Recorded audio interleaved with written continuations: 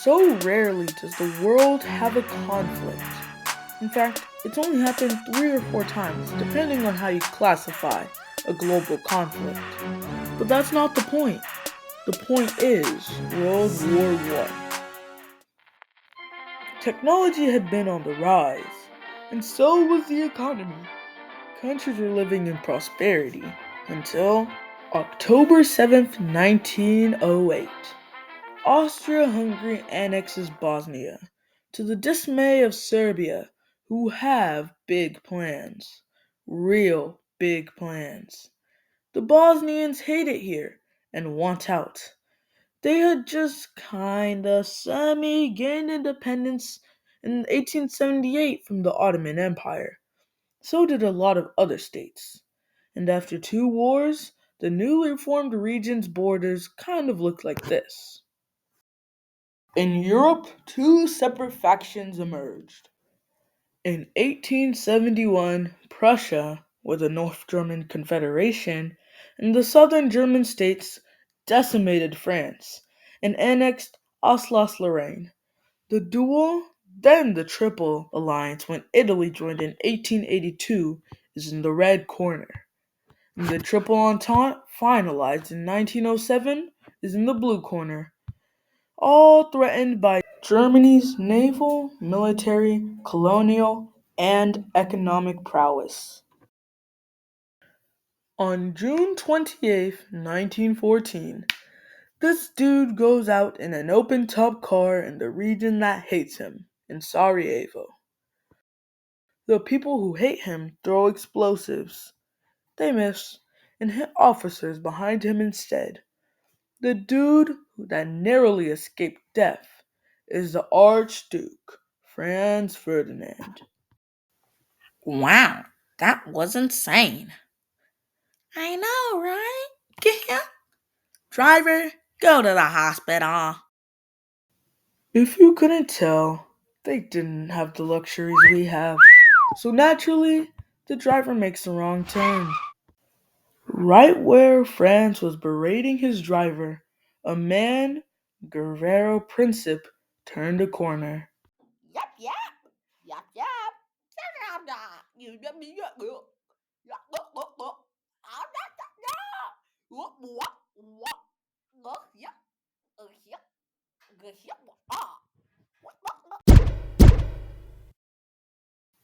Franz was assassinated by the Serb.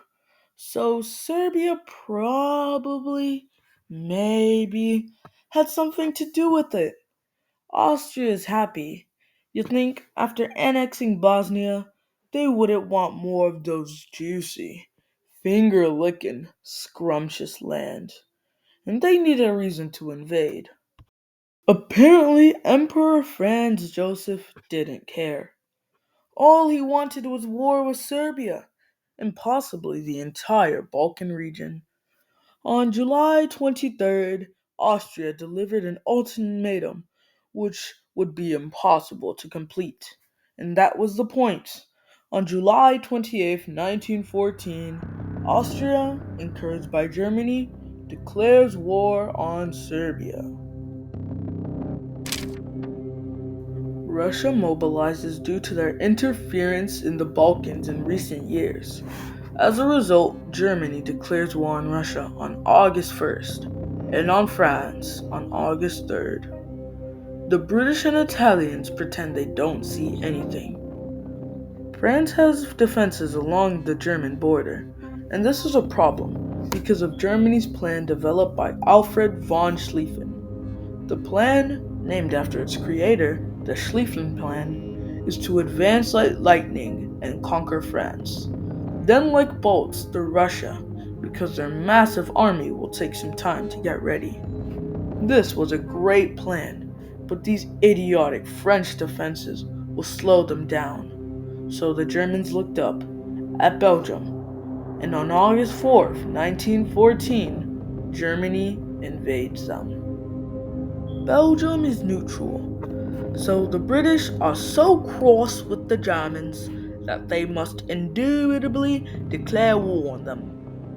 The Belgians slowed the Germans down at Liege. and Germany decides to massacre the people they occupy. These atrocities were amplified by Entente propaganda. France launches Plan 17, and the Battle of the Frontier on August 14th, casualties are so high, it's saddening. The French wear blue uniforms with red pants. Kind of idiotic, if you ask me. The British try at Mons on August 23rd, but they're outnumbered, so they retreat. Japan joins the Entente on August 23rd. The Austrians are pushed back at Sir from August 15th to August 24th. The Russians are ready, and quite quickly too, so they invade East Prussia. But at the Battle of Tannenberg on August 26th to August 30th, the Russians face a devastating defeat. At Heligoland Bight, the British are successful. British and French forces seize Togoland on August 26, but the British see losses in German Cameroon at the Battle of Gara on August 29th. German Samoa surrenders to These people.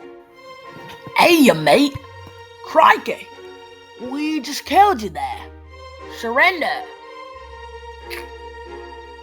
At the River Marne, the Entente reorganizes. This is where the Germans make a crucial mistake. The First Army of Germany joins the encirclement of the Allies instead of taking Paris. And then when more French forces arrive, the Germans decide to give each other space. I'm sorry! I just can't keep doing this! I'm leaving!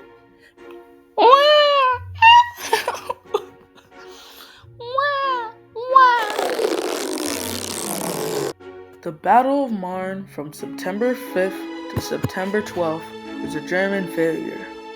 The two sides rush to the sea, trying to flank each other. From here, trenches are dug from the North Sea to Switzerland.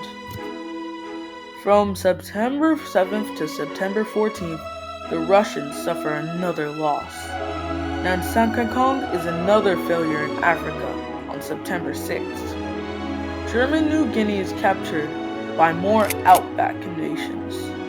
Austria tries an offensive against Russia, which is a failure. The city of Semisol is sieged. The British and Germans blockade each other, and U-boats sink any ship incoming to the Isles. Don't forget about the spies that flies, then later the fighters on board with riders. The Ottomans contested between themselves on whether to join the war or not. On October 31st, the Ottomans joined anyway, after shelling the Russian ports of Odessa and Sevastopol. The Ottomans have been getting weaker and weaker. In German East Africa, another defeat for the Entente occurs at Tanga on November 4th. Leto Vorbrick, who is isolated from Germany, creates Africa's Vietnam. To relieve the Austrians, the Germans start the Battle of Woods near Warsaw on November 11th to December 6th. Japan seized the German naval base at Tsingtao on November 7th. On November 23rd, the British land in Bessarabia to protect Persia. Oil. Yes, oil. On December 20th, the Battle of Champagne led to a tick of land being gained to thousands of lives being lost. The Ottomans attempt to take the Caucasus, but at the Battle of Shikarimish on December 22nd, many Ottoman forces freeze. The Ottomans blame the losses on the Armenians in the area and decide to Kill them all, men!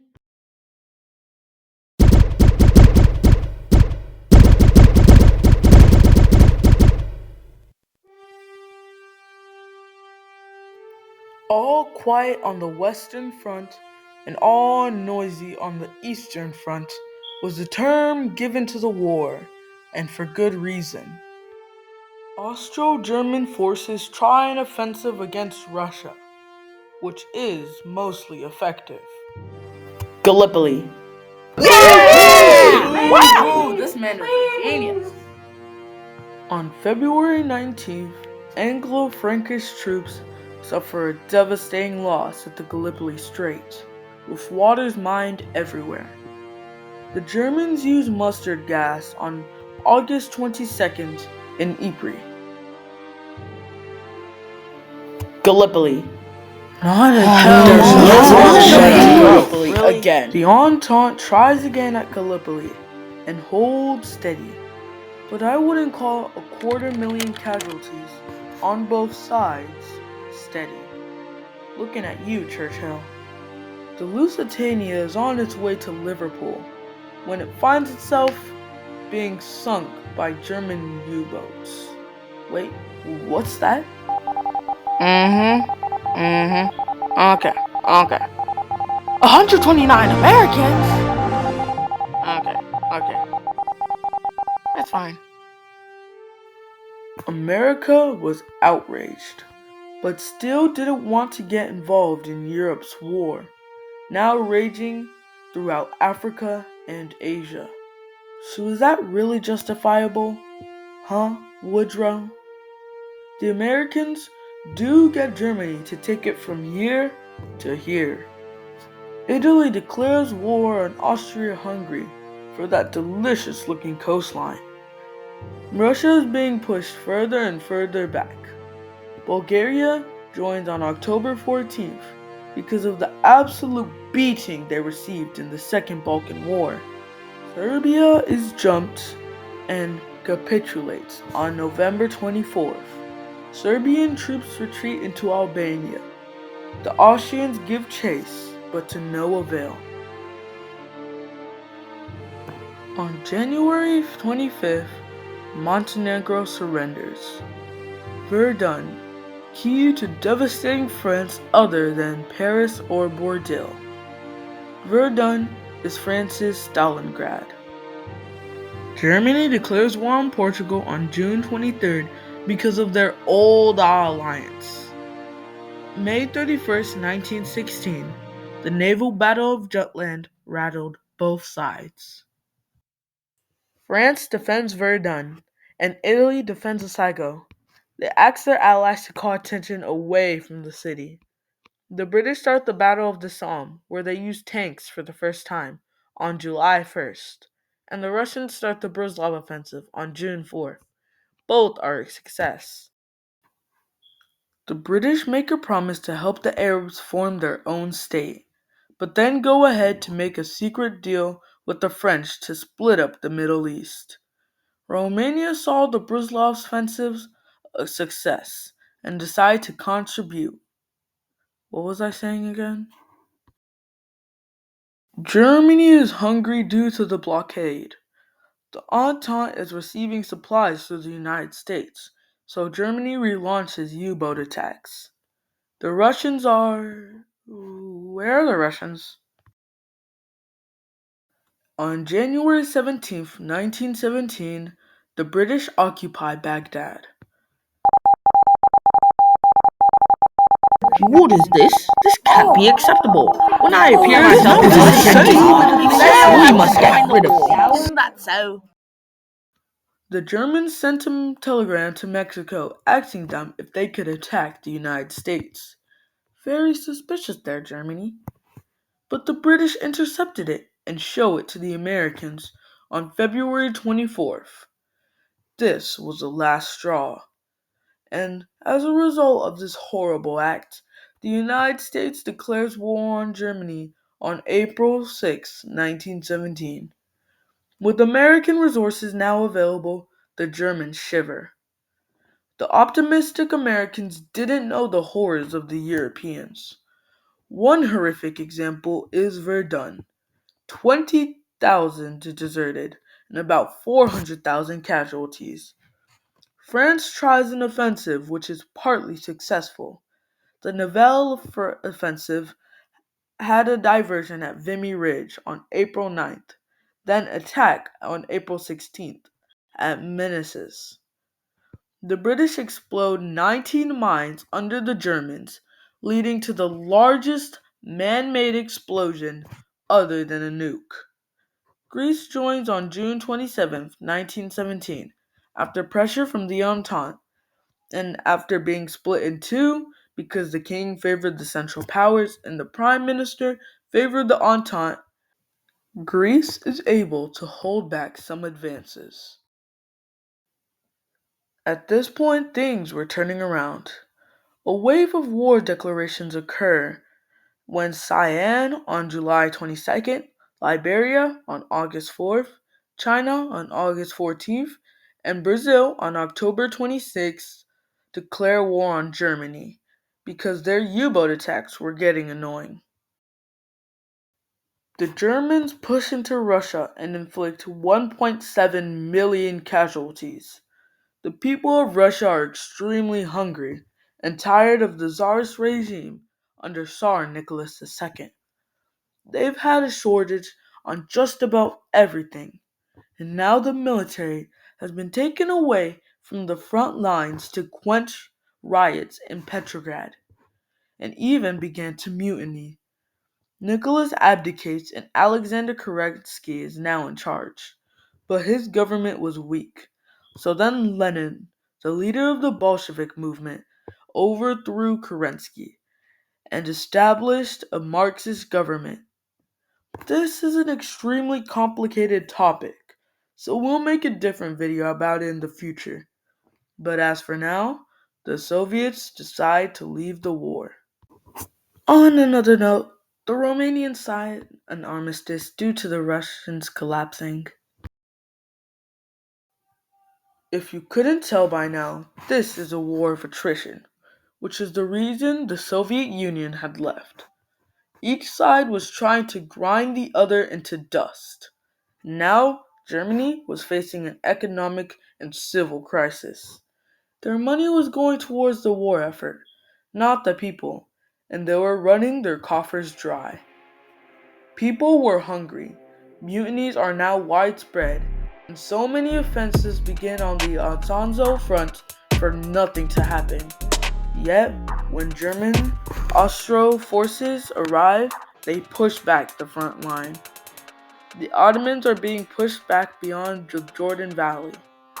Though technically the Soviets signed an armistice with the Central Powers, when negotiations break down, fighting continues.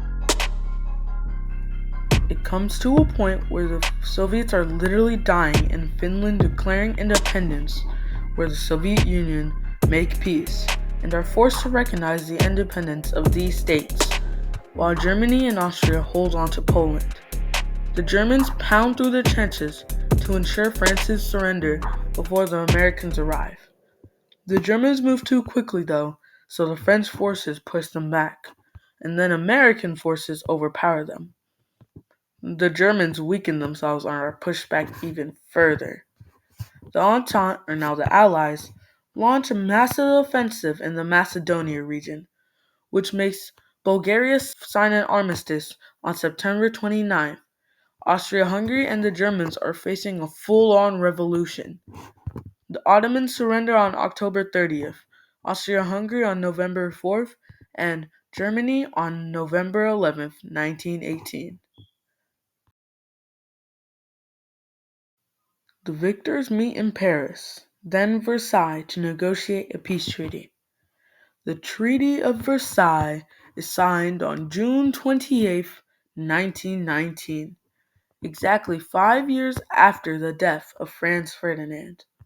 The League of Nations proposed by the United States isn't joined by the United States. Poland is recreated, and France gains Alsace-Lorraine. Austria-Hungary is disbanded to the benefit of Yugoslavia and Romania. The Ottoman Empire is also demolished, and German colonies are gone. About 18 to 20 million dead, about 10 million soldiers, and 8 to 10 million civilians. The war catapulted the world into an economic crisis. Germany had to pay about $33 billion or at the time when money was 94% more valuable. In today's money, that would be about 600 billion. The horrific trenches had rats, lice, no sleep. If it rained, standing in water would lead to something called trench foot. The Spanish flu was also spread by the war. Diversity of Poland and hatred of Germans led to the Second Global Conflict. Third or fourth, based on how you think about global conflicts.